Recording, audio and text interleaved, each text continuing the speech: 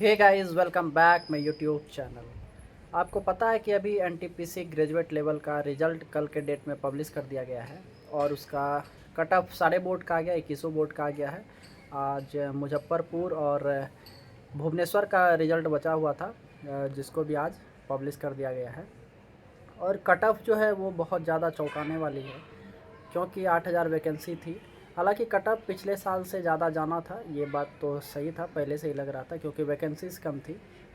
और जैसा अनुमान था कि कट ऑफ इतनी जाएगी उतनी जाएगी, वैसा हुआ नहीं। कट ऑफ जो है वो अनुमान से बहुत ज़्यादा है।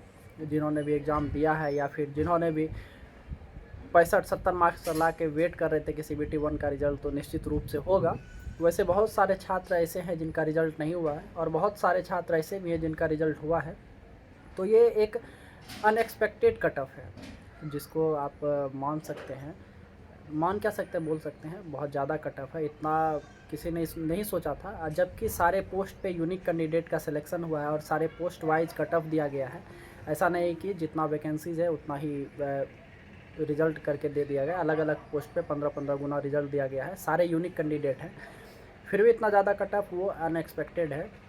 और इस बार आप देखेंगे कि जनरली जो कट ऑफ है वो 70-75 के ऊपर ही है यूआर कैंडिडेट का। एक दो बोर्ड को अगर छोड़ दें, मुजफ्फरपुर, सिलीगुड़ी और रांची में शायद इसी के आसपास है, नहीं तो सब में 70-75 के ऊपर ही कट ऑफ है, जो बहुत ही ज़्यादा कठिन है इतना नंबर लाना।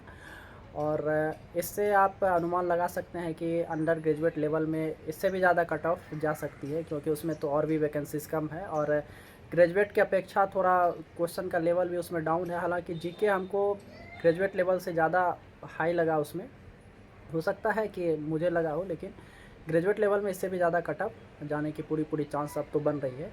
अब बात आती है कि हमारे रिज़ल्ट का क्या हुआ।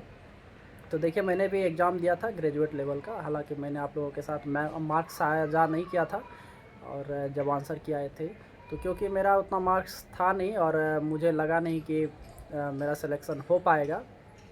और कल भी रिज़ल्ट आया तो मुझे तो पूरा उम्मीद था कि नहीं होगा, क्योंकि बहुत ज़्यादा कम नंबर था। 60 नंबर के आसपास हमारा नंबर था, 58 पॉइंट कुछ था, 59 नंबर ही था। और जिस पे सिलेक्शन होना लगभग नामुमकिन सा था, लेकिन एक संयोग समझिए, क्योंकि मेरा एनटीपी से ग्रेजुएट लेवल का एग्ज़ाम ख़राब हो चुका था और मैंने अंडर ग्रेजुएट भी दिया है, तो ग्रेजुएट लेवल से अच्छा है, लेकिन बहुत ज़्यादा अच्छा मार्क्स नहीं है उसमें भी। जब रिज़ल्ट आएगा तो आपको मैं बताऊंगा कि आखिर मेरा कितना मार्क्स था और रिज़ल्ट हुआ या नहीं हुआ। अभी तो फ़िलहाल आंसर नहीं आया है, मतलब मार्कशीट नहीं आया है कितना किसको नंबर आया और नॉर्मलाइज कितना मार्क्स हुआ है, लेकिन मेरा सिलेक्शन फ़िलहाल हो गया है।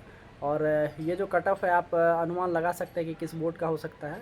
और मैंने मालदा बोर्ड से फॉर्म डाला हुआ था, जहाँ पर कि बहुत ही कम कट ऑफ गई है, 60 के आसपास गई है यूआर कैंडिडेट का। और मेरा ईडब्ल्यूएस से था तो ईडब्ल्यूएस का 42 ही गया है शायद, किसी एक लेवल में 42, 52 और 54 के आसपास है, और एक में शायद 56 है।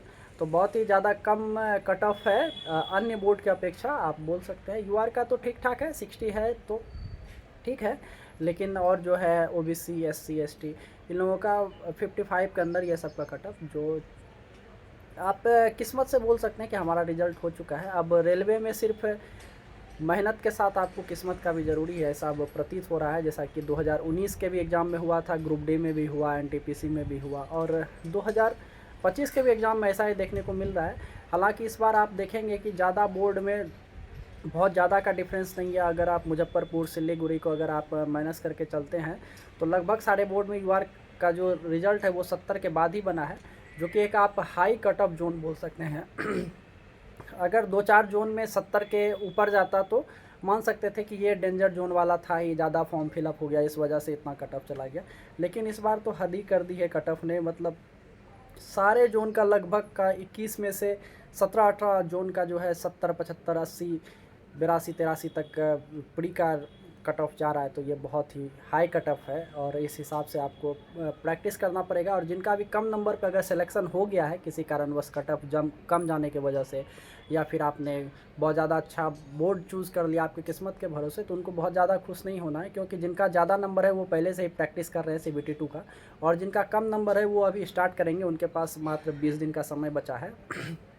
तो 20 दिन में अगर उनका बेसिक पहले से अच्छा है और किसी कारणवश उनको CBT 1 में कम नंबर आ गया था, तो उनके लिए तो मौका है कि आपको CBT 2 देने का मौका मिला। लेकिन जिनका एक्चुअल में बेस कमज़ोर है या फिर कम नंबर ही आता है हमेशा, तो उनके लिए बहुत ही ज़्यादा मुश्किल है CBT 2 क्रॉस करना, क्योंकि सब पर 15-15 गुना रिजल्ट दिया गया है।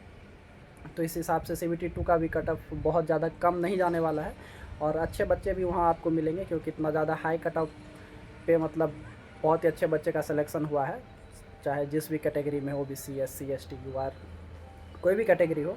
तो इसलिए जम के मेहनत कीजिए जिनका भी सिलेक्शन हुआ है।